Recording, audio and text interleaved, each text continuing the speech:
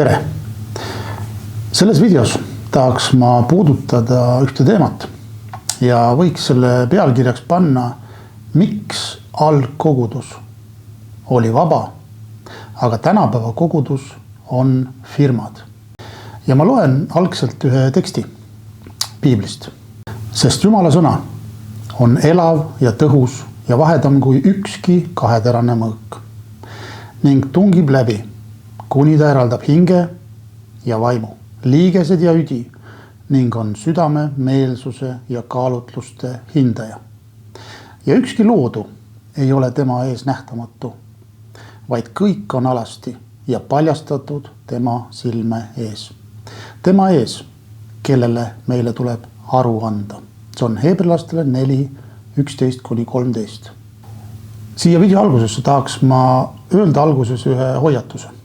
See video on tõemõõk, mida on mõningatel isikutel ja võib-olla ka usuorganisatsioonidel valus kuulata. Kuid mis kutsub iga kristlast üles katsuma läbi oma südant ja oma usuorganisatsiooni alustalasid. Sõelumise aeg on täna käes. Aamose 9:9 ütleb, sa vaata, ma annan käsu ja sõelun Iisraeli sugu kõigi paganate seas. Nõnda nagu sõelaga sõelutakse, ivagi ei pudene maha. Seda videot vaadates on oluline mõista, et video ei ole rünnak riigi ega kiriku kui usuorganisatsiooni vastu. Riik teeb oma tööd ja kirik kui usuorganisatsioon teeb oma tööd.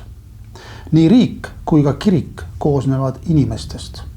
Kahjuks nii riigis kui ka kirikus on inimesi võimalik mõjutada erinevate vahenditega, kaasa arvatud rahalised vahendid, soodustused ja erinevad hüved. See video on vaimne äratuskell kõigile neile, kes veel magavad. Nagu ma ütlesin, see video on tõemõõk, mis peab läbima meie mugavustsooni. Me oleme harjunud rääkima usuvabadusest ja meil on täna usuvabadus ning sõnavabadus ja seda kõike tänu Jumalale. Kas me aga märkame kõige selle keskel, kuidas see vabadus on tükk haaval maha müüdud? Me oleme Jumala rahvana vahetanud algkoguduse vaimse väe, riikliku registrikoodi ja maksusoodustuste vastu. Me oleme lasknud end mässida juriidilisse võrku, kus on pearahad ja maamaksuvabastused. Need on muutunud olulisemaks kui puhas evangeelium. See video on informatiivne peegel sinule, kes sa seda videot vaatad. Ma näitan sulle erinevust algkoguduse ja tõelise vabaduse ja tänapäeva koguduse mugava sõltuvuse vahel. Kui riigiseadus astub üle Jumala seadusest, siis kumb jääb sinu usuorganisatsioonist täna peale? Kas sa hoiad kinni hoonest ja soodustustest või hoiad sa kinni Jeshuast? Sõelumise aeg, nagu ma ütlesin, on käes täna. Kitsas tee ei ole nendele kristlastele, kes otsivad riiklikku hüve. Kitsas tee on neile, kes julgevad vaadata tõele näkku ka siis, kui see teeb haiget. Matteuse 7:14. Sest kitsas on värav ja ahtake on tee, mis viib ellu. Ja vähe on neid, kes selle leiavad. Sina, kes sa seda videot vaatad, mõtle oma peaga kaasa ja jaga oma usuorganisatsiooni sisemises e-maili vahetuses oma koguduste liikmetega seda videot, kui sa tunned, et see on tõde, mida peab kuulama. Pastorid on selle teema osas täna pimestatud ja kindlasti ka väga tundlikud, kuna nad on vastutavad Jumala ees. Ja kuna neil on selline suur ego, siis nad pruugivad seda videot mitte tõepähe võtta ja toovad erinevaid vabandusi, et seda videot kuidagi hukka mõista. Aga nagu ma ütlesin, sõna on tõde. Ja see, mida ma siin täna selles videos välja toon, on ka tõde. Seda on võimalik igal inimesel ise kontrollida ja järele vaadata. Täna ajavad pastorid tagaärkamist, kuid nad ei taha ise ärgata ega märgata, kui sügavale riikliku süsteemi rüppe nad on ennast ja oma usuorganisatsiooni mässinud. kasutades siis igasuguseid soodustusi ja hüvesid, mida pakub riik. Selles videos ma esitan teile ühe ebamugava küsimuse. Kas tänapäeva kristlikud kogudused on vahetanud vaimse vabaduse riikliku mugavuse vastu? Ma räägin maksudest, soodustustest ja juriidilisest staatusest.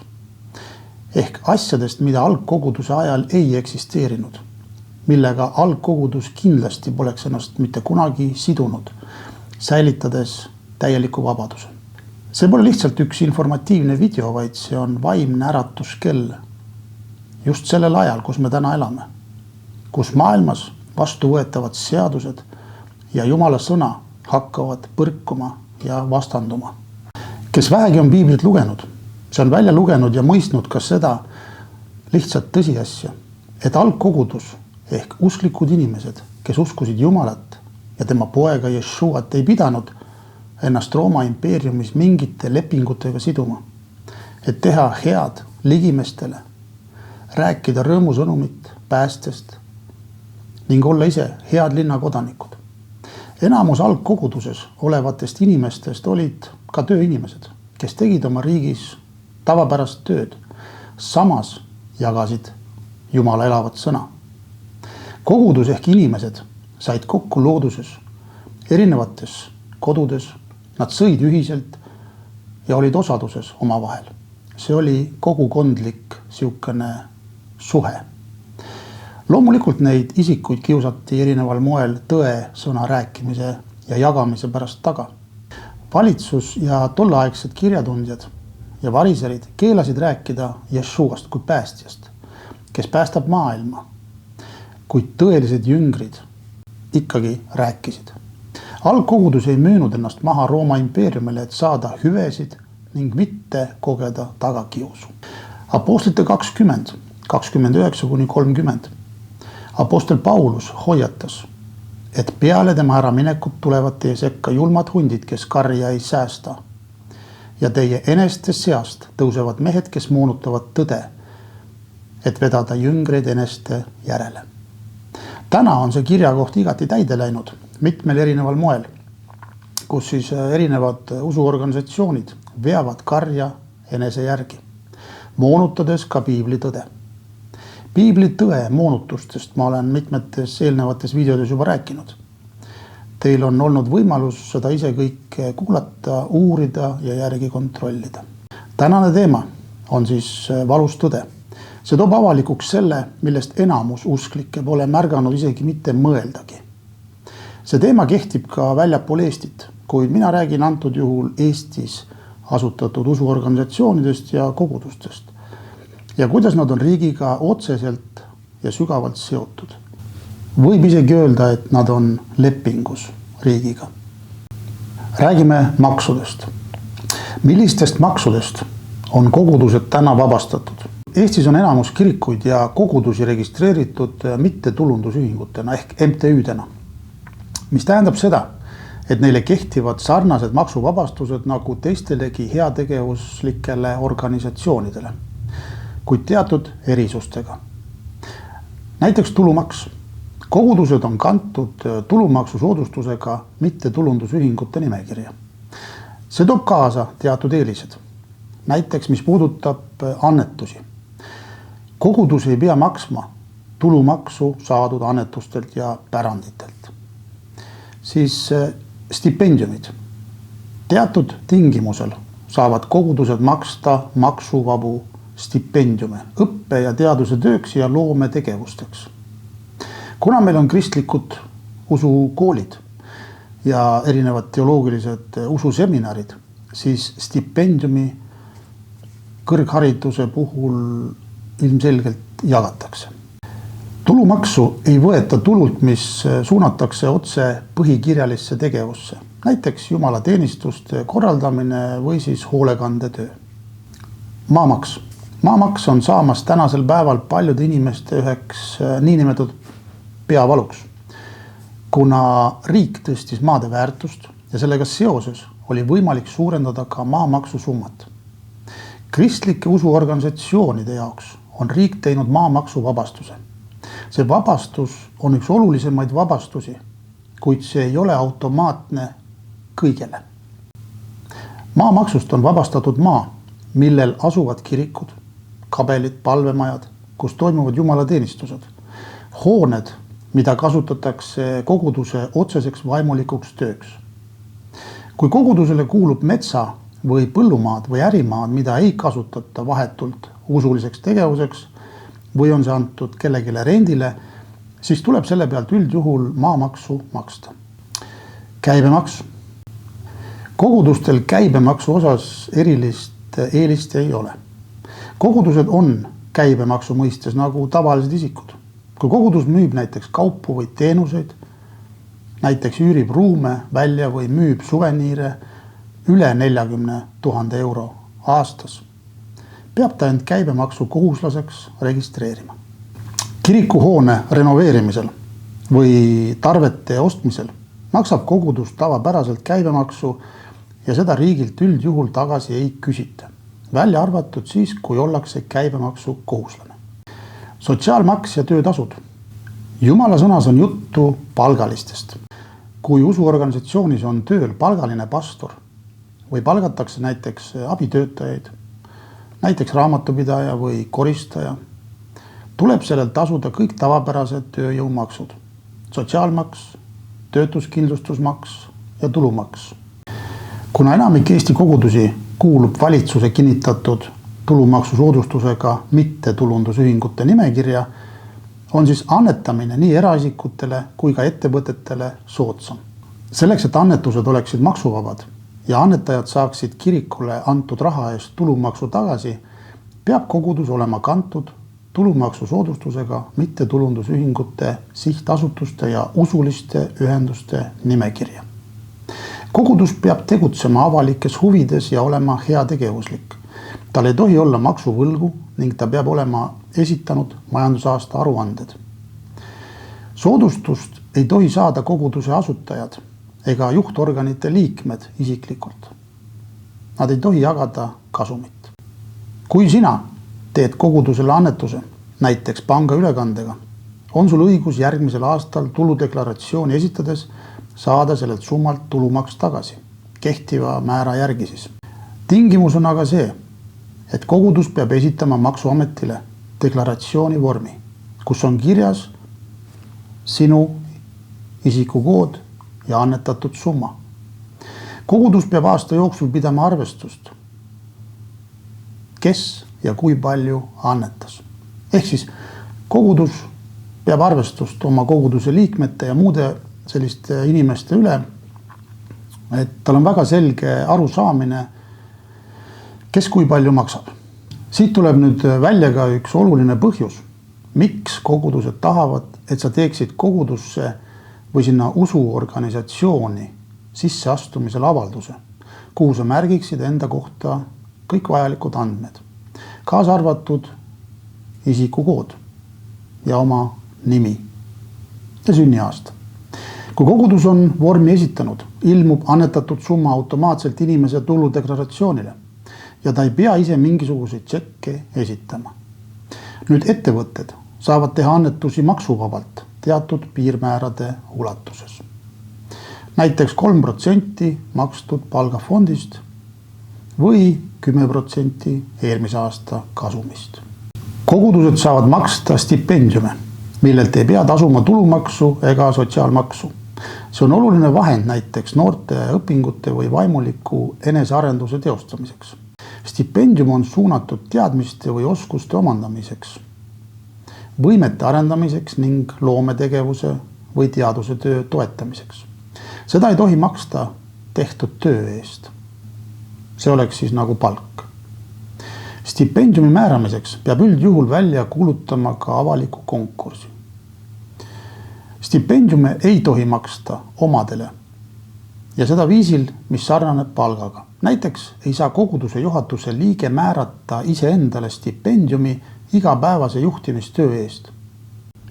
Kogudus on tulumaksust vabastatud ainult siis, kui raha kasutatakse põhikirjaliseks eesmärkideks.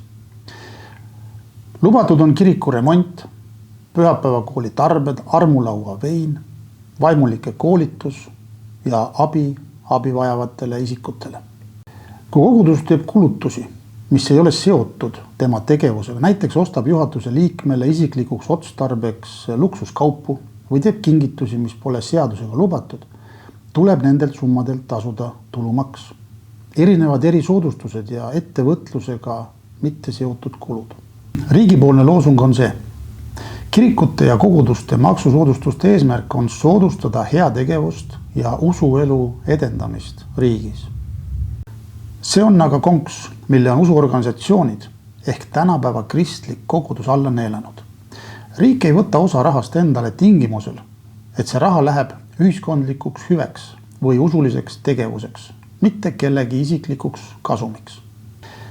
Kui ma rääkisin enne maamaksust, siis maamaksuvabastus on kogudustele üks suur rahaline võit, eriti vanalinnades või kallites piirkondades. Kui kinnistul asub kirik, palvemaja või mingi muu hoone, mida kasutatakse vahetult usuliseks tegevuseks, on see maamaksust prii. Kui hoones on nii kirikusaal kui ka näiteks kohvik või üürikorterid, vabastatakse maamaksust ainult see osa maast, mis vastab usulisele tegevusele. Maamaksuvabastuse rakendamiseks peab kogudus tavaliselt esitama vastava taotluse kohalikule vallale või linnavalitsusele. Nüüd erisoodustusmaksud ja välislähetused vaimulikele. Erisoodustus on sisuliselt palk, mitte rahalises vormis. Kui kogudus annab töötajale või vaimulikule midagi, millel on rahaline väärtus ja mis on mõeldud isiklikuks tarbimiseks, tuleb selle pealt maksta nii tulumaksu kui ka sotsiaalmaksu. Kõige tavalisemad näited kogudustes on ametiauto isiklik otstarve. Kui vaimulik sõidab koguduse autoga poodi või puhkusele, tekib erisoodustus ja seda saab vältida korrektse sõidupäeviku pidamisega või siis makstes riiklikku fikseeritud tasu. Kui kogudus annab vaimulikule tasuta korteri või siis on see pastoraat ja maksab kommunaalkulud, on see erisoodustus. Kui elamine on vajalik tööülesannete täitmiseks, näiteks kirikuvalvur või on tegu külaliskorteriga, on reeglid natukene leebemad, kuid üldiselt loetakse püsivat elukohta hüveks. Ja loomulikult läheb erisoodustust alla ka tervis ja sport.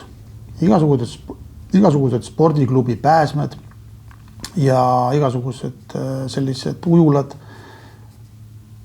need lähevad erisoodustuse alla. Välislähetus, kui vaimulik või pastor läheb reisima. Lähetus on see, kui kogudus saadab oma töötaja või vaimuliku täitma tööülesannet väljapool tavapärast tegevuskohta.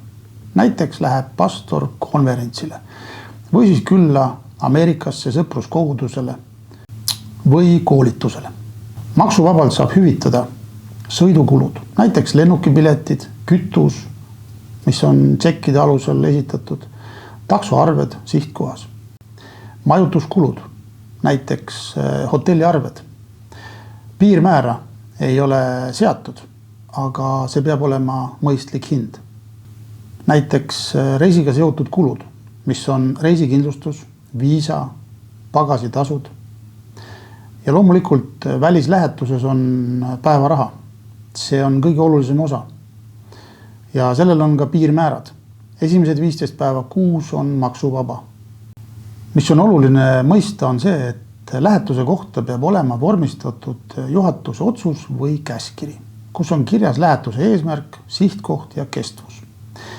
Ilma selleta loeb maksuamet väljamakseid lihtsalt maksustatavaks tuluks. Pane nüüd tähele ka seda, et kogudus ei otsusta pastori lähetust, vaid välja läkitab juhatus. Näiteks kui pastor tahab sõita Ameerikasse, siis koguduse juhatus teeb selle käskirja või otsuse ja koguduse rahast läheb kogu see kulu selle reisi või selle lähetuse jaoks. Mis aga ei ole lähetus, on see, kui koguduse liige läheb oma lõbuks näiteks mingile palverännakule või puhkusele ja kogudus selle kinni maksab. Siis see ei ole lähetus. See on annetus või erisoodustus. See kõik, mille ma nüüd siin välja tõin, on üks suur erinevus algkoguduse ja tänapäeva koguduse vahel.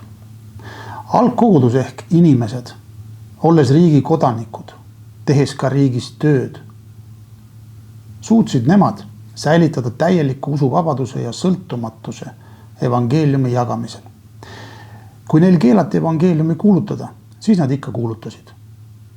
Kui need pandi vangi ja nad vangist vabanesid, siis nad ikka kuulutasid. Sellepärast, et see oli Jumala tahe ja nende õigus jagada rõõmu sõnumit. Neid ei saanud millegagi mõjutada. Loomulikult käidi ka algkoguduse ajal erinevates niinimetatud lähetustes ehk teistes linnades evangeeliumi kuulutamas. Aga käidi jala, käidi eesliga, käidi laevadega. Ühiskond ei olnud veel nii arenenud, kui on tänapäeval. Ja tänapäeva usuorganisatsioonid, kes seda videot võib-olla vaatavad, võivad enda õigustuseks öelda, et minevikus eksisteerinud algkogudust ei saagi tänase päevaga võrrelda, kuna on toimunud ühiskondlik areng. Me peame ajaga kaasas käima ja kindlasti on see Jumala tahe, et me koos riigiga koostööd teeme ning nende poolset hüve vastu võtame kui õnnistust. Ühest küljest võiks sellega ju leppida ja aktsepteerida ning võtta seda tõesti kui õnnistust, kuid see on peas loodud illusioon, millesse usuorganisatsioonid on ennast tõmmanud. Mõistlik on esitada küsimus, kas Jumal Jahve nägi oma kogudust firmana, MTÜ-na, kes on lepingulises suhtes riigiga. Kas Jumal Jahve nägi oma kogudust jagatuna erinevateks usuorganisatsioonideks, kes proovivad meeleheitlikult teistest paremad olla, muutes Jumala sõna ning tehes oma organisatsioonile vastavaid õpetusi ja arusaamisi Jumala sõnast. Jeshua on eraldanud oma koguduse sellest maailmast. Johannese 18:36 Jeshua vastas, minu kuningriik ei ole sellest maailmast. Minu jaoks tähendab see kirjakoht väga selgelt seda, et meie elus on valdkondi, kus me ei saa ennast mugandada maailmaga ega võtta vastu selle maailma hüvesid, olgu need siis riigi poolt antud või kelle iganes poolt antud hüved. Need hüved seovad kogudust, tekitavad sõltuvust ning seeläbi minnakse ka erinevatele kompromissidele ja samuti korruptsioonile. Kompromissile minek on Kristuse ihus juba toimunud, sest kirik ja usuorganisatsioonid ei saa täna ennast tänu nendele maksusoodustustele ja hüvedele lahti rebida paganlikest pühadest. Suuremad pühad on riigipühad, kuid need ei ole piibellikud pühad, mida peaks kogudus täna koos maailma rahvaga tähistama. Nendest pühadest olen ma ka varem rääkinud. Need on siis jõulud, suur reede, ülestõusmispühad, tuntud kui lihavõtted ja munade pühad. Loomulikult ka pühapäeva pidamine, mis on uus niinimetatud hingamispäev piibelliku laupäeva asemel. Selleks, et oma usku Jumalasse praktiseerida, tuleks olla lihtsalt hea inimene, käia Jumala sõnaga kooskõlas, veeta aega sarnaselt mõtlevate inimestega ehk kogukonnaga ja olla kogukonnaga ligimestele abiks, toeks ja jagada rõõmu sõnumit, et inimesed saaks osa Jumala armust, õnnistustest ja päästest. Ei pea ennast registreerima usuorganisatsioonina ja teha ennast suureks liikumiseks, et riigilt vastu võtta hüvesid ja ennast seeläbi maha müüa. See on väga suur lõks, kus täna kristlikud usuorganisatsioonid kõigi oma kinnisvarade ja maalappidega asuvad. Head teha ja rõõmusõnumit jagada saab kenasti nii nagu algkogudus seda tegi. Koguneti kodudes, kasutati looduse võlusid kohtumisteks. Sõpruskonnaga pole keelatud looduses kokku saada ning seal omavahel rääkida ning teineteist julgustada. Kokku saamiseks võib ühiselt üürida ka ruumi eraisikuna. Ei pea omama mingisugust ruumi ega kinnisvara selleks, et teha mingisugust koosviibimist. Loomulikult on hea, kui on oma ruum olemas, kus saab mingi 10-15 inimest kokku. Aga nagu ma ütlesin, kui panna pead kokku ja ühiselt rentida mingisugune ruum, siis see on võimalik.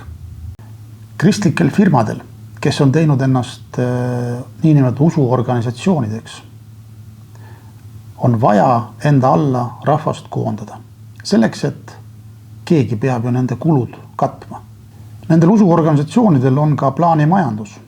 Nad seavad omale eesmärke igaks aastaks. Ja muide see on ärimudel ja see on lihalik tegevus. Kui Yeshua apostlid ja jüngrid oleksid tänastes tingimustes ja tänases päevas elanud, poleks nad kindlasti oma põlvi nõtkutamas paali või metsali sees, et kogudust kuskile registreerida. Samuti ei võtaks nad vastu riigi soodustusi ja hüvesid, kuna vaimne kuningriik, kuhu neid on asetatud vaimselt, ei vaja Jumala sõna jagamiseks maapealsete riikide toetust. Nii et pastorid, see on teile mõttekoht, millega te täna seotud olete ja kuhu te ennast müünud olete. Kahjuks tänapäeva kirik ja usuorganisatsioonid, kes ennast nimetavad kogudusteks, on ennast pannud sõltuvaks riigi hüvedest. Olgugi, et meil ei ole täna riigi usku, on riik pannud kogudused kenasti enda lutipudeli otsa. Ning kogudused siis sealt imevad erinevaid hüvitisi nii hoonetele remondiks kui ka katuse remondiks, mis on siis kas muinsuskaitse all või lihtsalt mingisugused vaatamisväärsused, aga mis on lagunemas. Ja selleks küsitakse riigilt raha. Algkoguduse ajal oli kogudus taga kiusatud või siis nad olid kuskil põranda all. Selliseid registreeritud kirikuid ei olnud. Algkogudusel ei olnud kinnisvara, pangakontosid ega suuri organisatsioonilisi selliseid struktuure. Algkogudus toimis suhetel ja usaldusel. Vara oli neil ühine. Mis on aga tänapäeval? Kui kirik ja kogudused tahavad omada hoonet ja nendelt peab maksma kommunaale ja nad peavad maksma ka selle niinimetatud odava elektri eest ja seda teevad nad panga ülekandega. Samuti, kui nad maksavad palka pastoritele ja pastor on liidetud riikliku pensionisüsteemi. Kui kogudus tahab saada näiteks koguduse hoone ehitamiseks ehitusluba, peab ta riigi silmis kuidagi eksisteerima. Ja riik tunneb sellisel juhul ainult juriidilisi isikuid. Nüüd me jõuame kuldse puuri juurde. Kas soodustused on sõltuvus? Soodustused, maksudest vabastamine on riigipoolne hüve usuorganisatsioonidele, et need enda küljes hoida. Inimlikult võttes on see ju imeline ning äärmiselt tore vastutulek riigi poolt, kuna kogudustele jääb palju raha alles ja riik säästab ka oma raha ning ta ei pea eluheidikutega tegelema tänaval. Kogudus teeb selle töö ära, jagades suppi ja tasuta riideid. Ilma hüvedeta ei suudaks usuorganisatsioonid oma kinnisvara täna majandada. Enamus koguduste liikmeid sellest sõltuvusest mingisugust probleemi ei näe kindlasti. Isegi pastorid ei näe, kuna nad on täna pimestatud nendest hüvedest. Ma olen 99,9% kindel, et nad pole isegi mõelnud, millistes sidumistes nad täna on. Riik pakub maksuvabastusi, maamaksu soodustusi ja õigust tulumaksu tagastusele. Vastutasuks nõuab riik usuorganisatsiooni registreerimist, usuorganisatsiooni liikmete registreerimist, et annetaja saaks tagasi tulumaksu. Samuti nõuab riik majandusaasta aruannete esitamist, raamatupidamise läbipaistvust ja allumist riiklikele kiriku ja koguduse seadustele, mille riik on kehtestanud. See loob täna olukorra, kus kogudus peab käituma nagu mittetulunduslik firma. Kui kogudus tahab nendest soodustustest loobuda ja olla täiesti vaba, peaks ta tegutsema mitteametliku grupina. Kuid sel juhul ei saaks ükski usuorganisatsioon omada vara. Ei torniga kirikut ega puidust palvemajasid, ei kabeleid ja samuti ei saa koguda annetusi selliselt, nagu nad täna korjavad. Riik ei anna soodustusi lihtsalt ilusate silmade eest.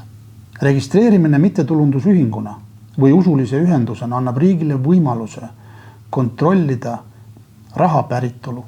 Ja see on täiesti õigustatud kontroll, et vältida rahapesu, rahakasutust, et koguduse varasid ei kasutataks juhatuse liikmete rikastumiseks ja näiteks terroristlike organisatsioonide rahastamiseks. Samuti turvalisus, et hooned vastaksid erinevatele turvanõuetele, tuleohutusnõuetele ja nii edasi.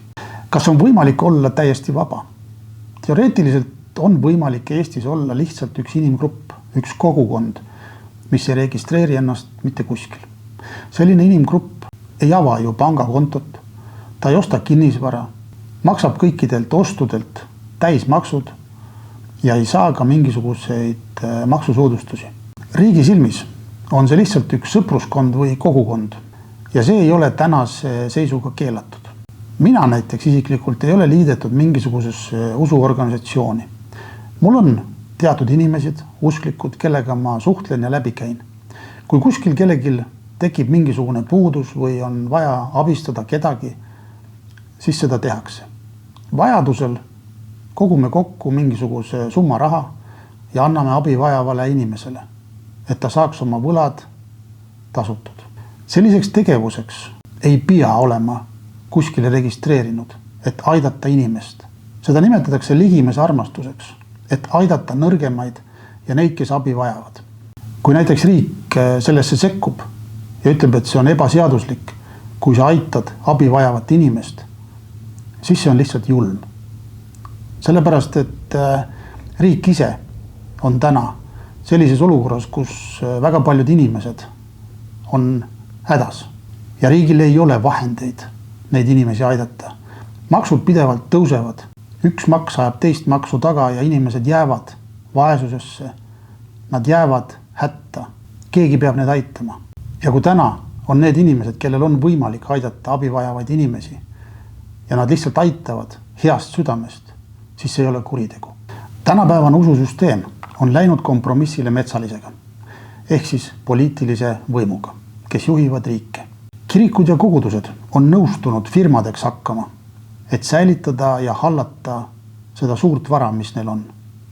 Igasugused ajaloolised hooned, palvemajad, kirikud ja pakkuda oma liikmetele riiklikku hüve, näiteks tulumaksu tagastuse näol. Aga see on loonud raamid ümber nende usuorganisatsioonide.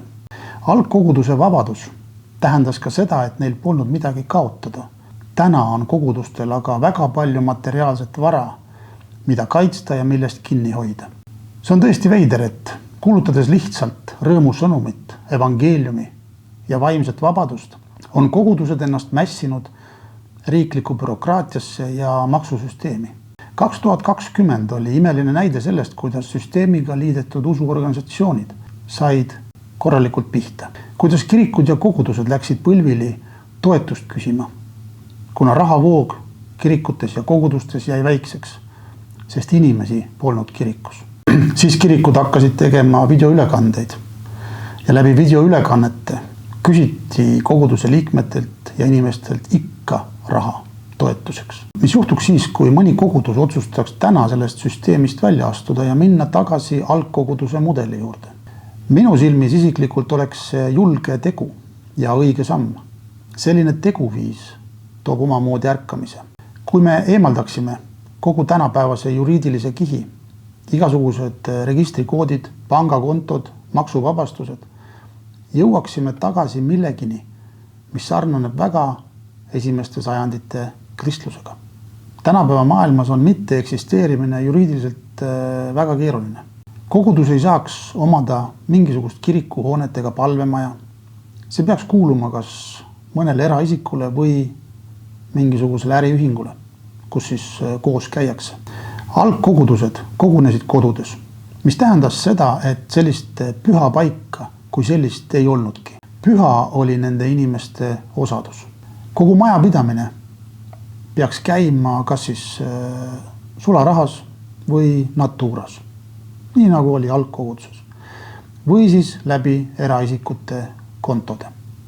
See aga tekitaks probleeme maksuametiga, kes küsiks, miks liiguvad eraisiku kontol suured summad, millelt pole makse makstud. Lihtsalt infoks, et summad ei pea olema üldse suured, et ligimesi aidata. Kuna meid on ees ootamas digitaliseerimine ja digiraha, siis inimestel läheb üleüldiselt keeruliseks rahaga toimetamine. Kontroll, mis on täna, läheb veel suuremaks. Pangakontod, varad, need võidakse lihtsalt tulevikus arestida. Sellepärast, et sina kiriku või kogudusena pole nõus näiteks aksepteerima tähestiku rahva tegevust. Väga lihtne. kui kogudus pole registreeritud mittetulundusühinguna või usulise ühendusena, siis riik võib tõlgendada annetusi eraisikule kui selle isiku tulu ja nõuda tulumaksu tasumist. Täpselt samuti kaoks ära soodustused, kaoks ära maamaksuvabastused ja tulumaksu tagastus. See tähendaks seda, et koguduse ülalpidamine muutuks liikmetele umbes 20–30% kallimaks. Samas kaoks sõltuvus riigist. Kogudus ei peaks esitama aruandeid ega kartma kiriku nõukogu nimekirjast väljaarvamist. See oleks täielik selline vabadus. Riik ei saaks dikteerida, kuidas kogukond oma siseelu korraldab. Ja nagu ma ütlesin, ma ei räägi riigi vastu. Kui sina käid täna tööl, siis sa oled kohustatud täitma kõiki riigi poolt antud seadusi ja need norme, maksma makse, aga usu levitamine, selles mõttes hea tegemine ei ole kuritegu. Armas usklik ja selle video kuulaja. Ma tahan sulle öelda seda, et Jumala kogudus ei ole mingisugune organisatsioon, vaid on inimesed, kes on nõus üksteist aitama ja toetama. Aitamine ei ole seadusega keelatud. Heategu ei ole seadusega keelatud. Samuti peaks riik eraisikute vabatahtlikku heakorra tööd aksepteerima suure rõõmuga ja neid vastu võtma suure rõõmuga. See vabanemine oleks suur muutus koguduse elukorralduses. Kuna pole ametlikke palgalisi kohti, peaks kogu tegevus toimuma vabatahtlikkuse alusel. Vaimulik peaks tõenäoliselt tegema niinimetatud telgitegija tööd, nagu tegi Paulus, ehk elatama ennast muust ametist. Paljud pastorid on täna eraettevõtjad ja osad teevad ka põhitööd. Kogudusega koos käimine oleks kui Jumala teenistus ja panus Jumala kuningriigi ülesehitamiseks. Algkoguduses oli oluline omavaheline osadus. Ilma suurte kirikuhooneteta muutuksid need kohtumised palju intiimsemaks. Kodugrupid, ühised söömised, see kaotaks anonüümsuse, mis on täna suurtes kirikutes. Täpselt samuti ei saaks patt eksisteerida väiksemates kogukonnagruppides. Kogu vastutus langeks liikmetele, kes koos käivad. Kui on vaja maksta näiteks elektri eest või tasuda mingisugust arvet või aidata ligimest, siis see toimub üheskoos. Siin ja praegu. Seesama kogukond leiaks lahendused ilma bürokraatlike vahelülideta. Riigid suhtuvad registreerimata ühendustesse sageli umbusuga. Ajalugu on näidanud, näiteks nõukogude ajal, et registreerimata kogudused suruti põranda alla. Tänapäeva demokraatlikus ühiskonnas neid väga ei keelataks, kuid nad jääksid ilma igasugustest riiklikest kaitsetest ja tunnustustest. Nüüd minu küsimus on see, kas see vabadus on võimalik? Jah, see on võimalik, kuid see nõuaks väga pühendunud ja distsiplineeritud juhte. See tähendaks loobumist suurest osast materiaalsest mugavusest ja ametlikust staatusest. Paljud kristlikud teoloogid arvavad ja usuvad, et tänases lääne ühiskonnas liigubki kristlus tasapisi tagasi selle mudeli poole, kus suured ja kulukad institutsioonid lagunevad ja alles jäävad väikesed, paindlikud ja riigist sõltumatud kogukonnad. Kuidas sinule videovaatajana tundub, kas tänapäeva inimene oleks valmis selliseks metsikuks koguduse reformiks, kus pole kindlat hoonet ega riiklikku garantiid, aga on rohkem algupärast vabadust? Minu isiklik arvamus on see, et enamus usuorganisatsioone ei tuleks sellega täna toime, kuna neil on väga raske ennast lahti ühendada riigist, sellepärast et sõltuvus ja rahaline kaotus oleks väga suur. Sellepärast ollaksegi valmis nõtkutama põlvi paali ees ja minnakse kompromissile, pannes sellega ohtu Jumala koguduse liikmed, kellel pole piisavalt julgust selga sirgu lüüa ja sellisest kirikust või kogudusest lahkuda. See vabaduse säilimine oleks pidanud tegelikult niimoodi jääma, nagu oli algkoguduses. Praegu on kirikud ja kogudused riigi konksu otsas. Tuleviku vaates, kui riigid võtavad vastu seaduseid ja otsuseid, mis on totaalses vastuolus Jumala seadusega, on kogudused hädas. Kristlikud koolid on täna riigi õppekavas. Kui koolides sisse viiakse õpetus, et meil võivad samasoolised abielluda ja see on täiesti normaalne, et sa võid oma sugu muuta mitu korda kuus, kui sa tunned, et sa oled valesse kehasse sündinud, siis see kõik läheb tegelikult vastuollu Jumala seadusega. Kas usuorganisatsioonide koolid seisavad sellele jamale vastu? Kas ollakse nõus lahkuma õpetaja ja direktori koha pealt? See nüüd on küsimus, mille ees Jumala rahvas hakkab seisma ja üsna varsti. Isegi kui riik ja kirik on ametlikult täna lahus, on nad majanduslike ja juriidiliste niitide kaudu nii tihedalt põimunud, et vaimne iseseisvus võib sattuda varsti ohtu. Kui kogudus või kristlik kool sõltub riiklikust rahastusest, näiteks pearaha, tegevustoetused, maksuvabastused, tekib olukord, kus riik saab dikteerida tingimusi. Eestis saavad erakoolid, sealhulgas ka kristlikud, riigilt pearaha. See tähendab aga kohustust järgida riiklikku õppekava. Kui õppekavasse kirjutatakse sisse väärtused, mis on koguduse veendumustega vastuolus, ja ma nimetasin siin eelnevalt paari näidet, on valik väga karm. Kas leppida ja kaotada see vaimne selgroog või loobuda rahastusest ja riskida kooli sulgemisega? Riik võib öelda, kui te ei õpeta vastavalt meie standarditele, kaotate te tegevusloa või siis maksuvabastuse. Algkoguduse tugevus peituski selles, et neil polnud midagi, mida riik saaks neilt ära võtta. Nad ei vajanud riiklikku tunnustust, et olla kogukond.